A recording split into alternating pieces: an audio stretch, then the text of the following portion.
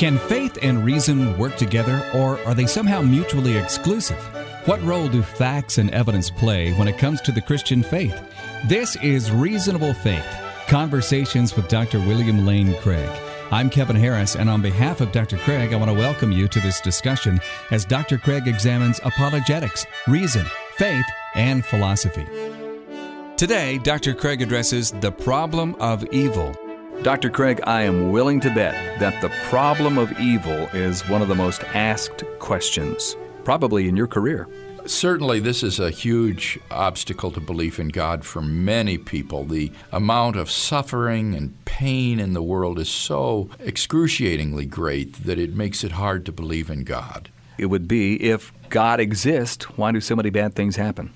Right. Yeah, that would be one way of putting it, that somehow the existence of an all-loving and all-powerful God is thought to be incompatible with the suffering and pain in the world. So let's define the problem. How has it historically been spelled out? Well, historically, atheists have argued that there's a logical incompatibility between the existence of God and the existence of suffering and evil in the world. If God were all good, He would want to prevent suffering. If He is omnipotent or all-powerful, He could prevent suffering. And since He is all good and all powerful, then He would and could prevent suffering. And so there should be no suffering in the world. And so typically the objection has been that if evil exists, as is obvious, and is affirmed by Christianity, we believe in the existence of evil, sin, then it follows that God does not exist, and indeed that it's logically impossible for God to exist. Is this still a popular argument among philosophers in the field of philosophy? No, it's been universally abandoned. Even atheists recognize that there is no logical incompatibility between God and the suffering and evil in the world. And in that sense, Kevin, in our generation, there has been genuine philosophical progress on this problem, belying those who say that philosophy never makes any progress. In this case, it is clear to show that philosophy has definitely made a progression in handling this difficult question. Who can we credit? Who's done some of the work in this area? Well, some of the recently? best work, most groundbreaking work, has been done by Alvin Plantinga, who is a professor of philosophy at the University of Notre Dame in Indiana. And his work on the problem of evil has been really groundbreaking and has pushed the question forward another notch. There seem to be two aspects of the problem of evil. There's the philosophical problem of evil. How can God exist and evil exist? But then there's more of an emotional problem of evil, and that is, since evil exists, how do we deal with it? I'm really glad you brought that up, Kevin, because I think that that's absolutely correct, and it's crucial.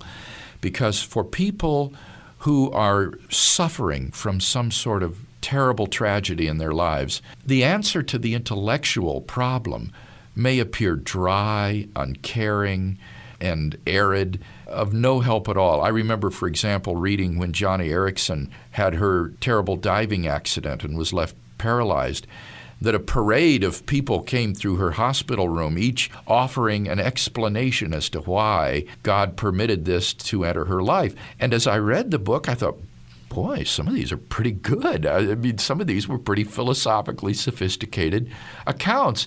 But she said these people took on the appearance of Job's comforters. Yeah. To her, their philosophical explanations were of no help whatsoever. Well, why? Because she was suffering from the emotional problem of evil, not the intellectual problem. On the other hand, the answer or solution to the emotional problem of evil is apt to appear superficial and inadequate to some philosophy student who is contemplating this as an abstract philosophical question. So we need to keep these problems distinct because the solutions to them are quite distinct. And it is the case, I believe, that for most people, at the end of the day, the problem of suffering and evil is not really an intellectual problem. It's really an emotional problem. Really? Wow. Yes. I can certainly see that if you went to the funeral of a friend who lost a loved one, you wouldn't say, here, I want to give you this book by Alvin Plantinga. I mean, that may not be what they need. Right. They may need that ultimately, and that would ultimately perhaps shed some light on this problem or bring comfort, but they need some comfort at that moment. Right. I think that where the intellectual problem can have practical application in the practical or emotional area is if one is prepared intellectually in advance to deal with the problem, that then when pain and tragedy does enter one's life, the emotional impact may not prove so insufferable because one does have good understanding of how this could happen, and therefore the doubts that might arise would hopefully not be so severe because you will have already encountered and reflected on this problem intellectually. It's those who are unprepared, who haven't thought reflectively about this, that I think the problem is so emotionally devastating. I wanted to back up just a little bit to what you were talking about earlier, how philosophers are not using this as often as an argument against God.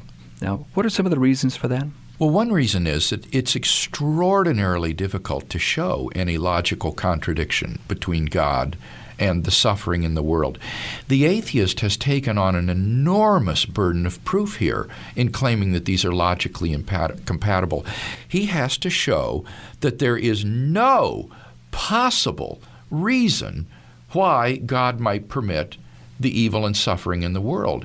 And that's just impossible to prove. There's no way you could prove that there is no possible reason for the suffering and evil in the world. As long as there's even possible for some reason to be given, God and evil are logically compatible. That would be the first reason.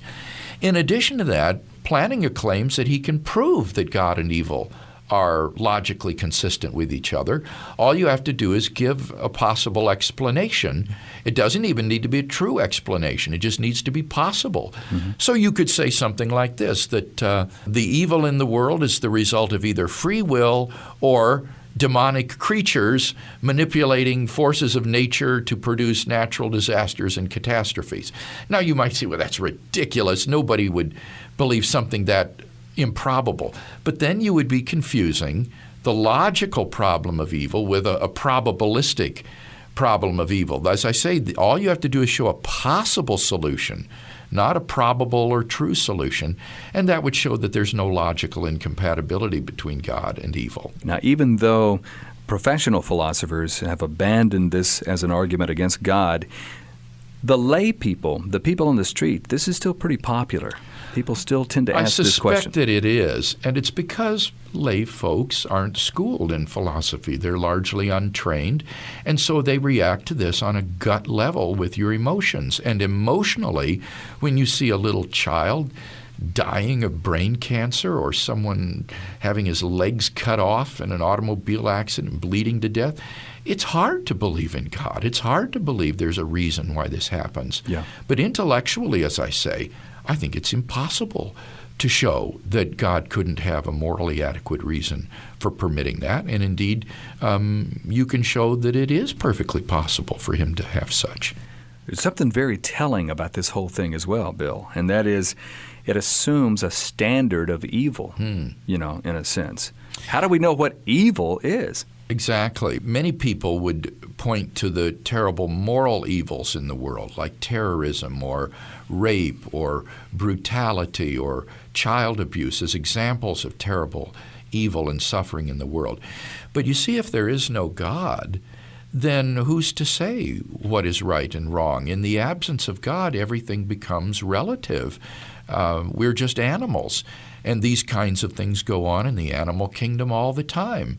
And when a tidal wave or a tsunami sweeps over an island and destroys the vegetable and animal life on that island, it's too bad for those animals, but it's not morally evil. It's just part of nature. And on the atheistic view, that's all we are, just animals and just part of nature. So there really isn't any evil per se in the absence of God. Everything is just relative.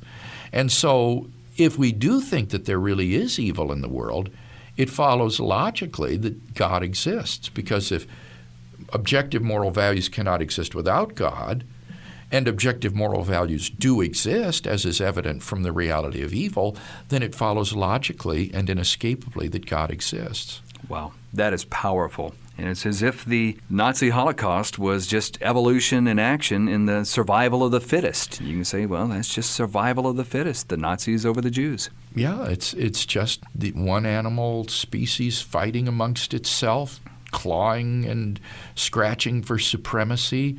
In a world without God, whatever is right. It's just the law of the jungle. Well, we've defined the problem of evil here. It's still quite popular among people that we run into, our friends and our family.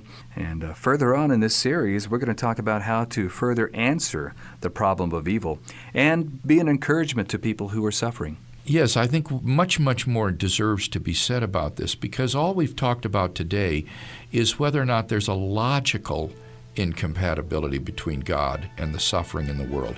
And what many atheists will say today is, all right, look, there's no logical problem here, but nevertheless, given the suffering and evil in the world, it's improbable that God exists. And that question, I think, still deserves to be answered.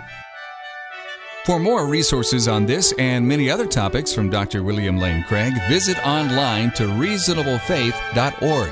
That's reasonablefaith.org.